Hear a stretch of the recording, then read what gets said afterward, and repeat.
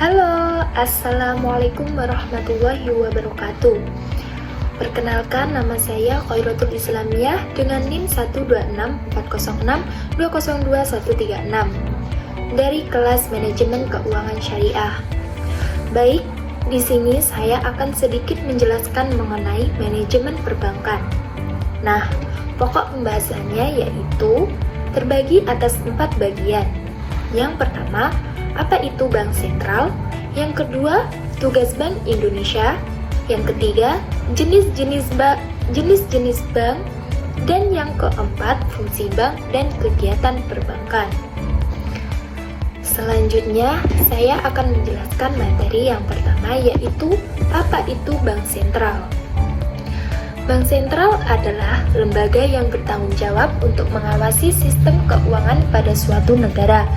Biasanya, lembaga ini dimiliki oleh pemerintah dan bertugas untuk menjamin kegiatan dari badan-badan keuangan yang ada dalam negara tersebut dapat meningkatkan dan menstabilkan perekonomian negara secara nasional. Selanjutnya, Bank Indonesia. Bank Indonesia adalah Bank Sentral Republik Indonesia, di mana merupakan lembaga negara yang independen, bebas dari campur tangan pemerintah dan atau pihak-pihak lainnya, kecuali untuk hal-hal yang secara tegas diatur dalam undang-undang. Nah, selanjutnya yang kedua, tugas Bank Indonesia. Tugas Bank Indonesia terbagi beberapa bagian.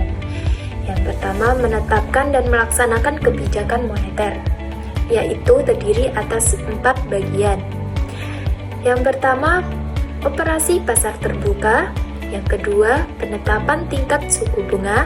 Yang ketiga, penetapan cadangan wajib minimum.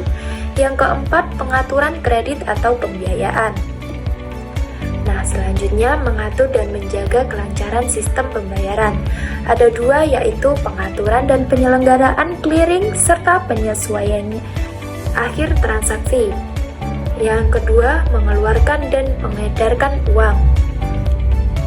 Selanjutnya, mengatur dan mengawasi bank. Yang pertama, memberikan dan mencabut izin usaha bank.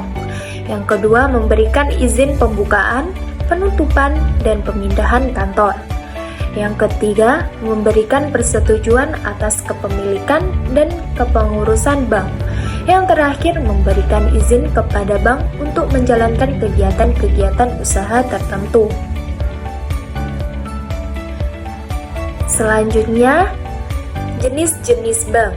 Jenis-jenis bank terdiri atas 6 bagian.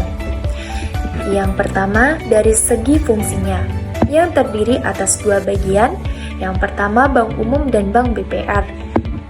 Bank umum yang melaksanakan kegiatan usahanya yaitu secara konvensional atau berdasarkan prinsip syariah yang dalam kegiatannya yaitu memberikan jasa lalu pembayaran. Kemudian, bank berkreditan rakyat atau disebut dengan bank BPR yang melaksanakan kegiatan usahanya itu secara konvensional atau berdasarkan prinsip syariah yang dalam kegiatannya ini sedikit memberikan biasa lalu dilakukan untuk pembayaran. Nah, yang kedua dari segi kepemilikannya. Yang pertama yaitu bank milik pemerintah, di mana bank ini baik akte pendiriannya maupun modal itu dimiliki oleh pemerintah, sehingga seluruh bank ini dimiliki oleh pemerintah, yaitu ada 4. Yang pertama Bank BRI, kedua Bank BTN, Bank Mandiri, kemudian bank milik pemerintah daerah, yang merupakan bank yang dimiliki oleh pemerintah daerah, akte pendiriannya yaitu dimiliki oleh pemerintah daerah, sehingga pembagian keuntungannya juga dimiliki oleh pemerintah daerah. Contoh yaitu seperti Bank Bali, Bank Aceh, Bank Papua, dan lain-lain. Kemudian, bank milik swasta nasional, yaitu sebagian besar dimiliki oleh swasta nasional serta akta yang didirikan oleh swasta. Begitu pula dengan pembagian keuntungannya diambil oleh swasta pula.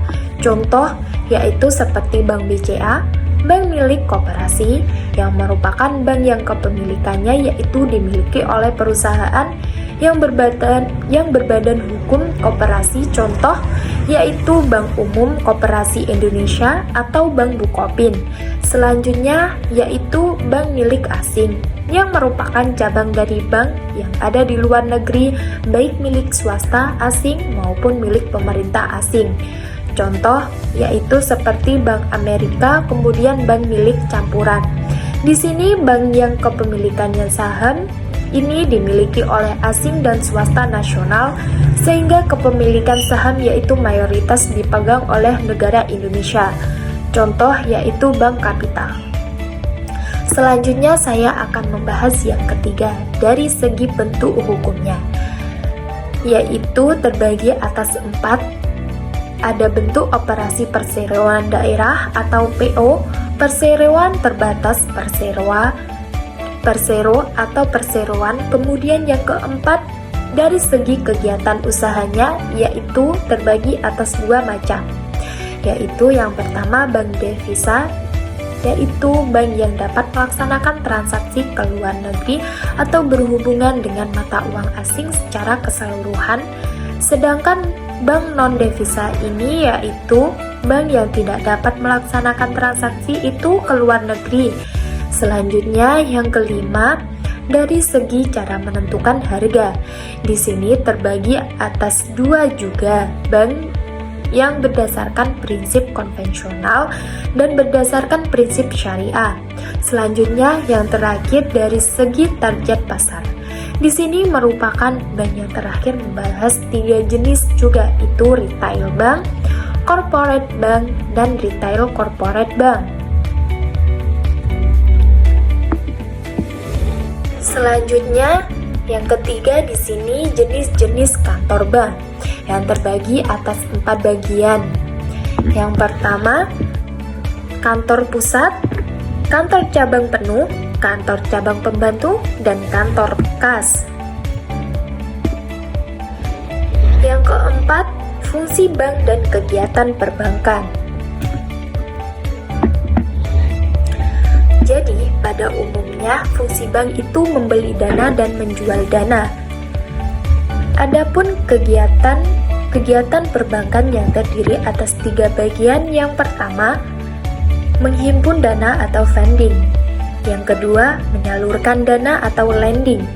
Yang ketiga, jasa-jasa bank lainnya atau service.